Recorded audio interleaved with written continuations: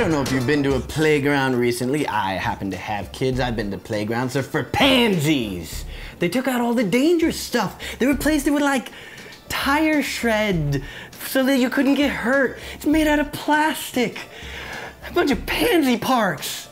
Now, when I was a kid, I went to science camp, and my parents were picking my brother and I up from science camp, and they had a good old-fashioned playground made out of metal. And they had a merry-go-round. You remember merry-go-rounds? They're just classic metal. You could kill yourself on them.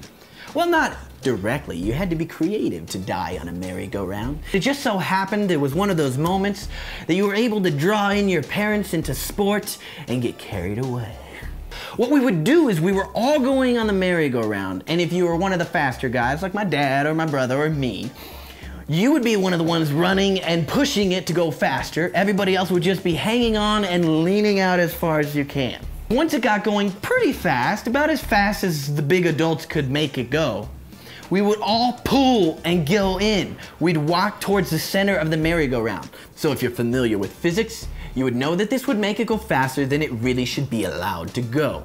So fast such that one time, my brother Zach wasn't able to pull himself in anymore, and he was kind of just stymied and stuck, and it was going faster as we all got into the middle.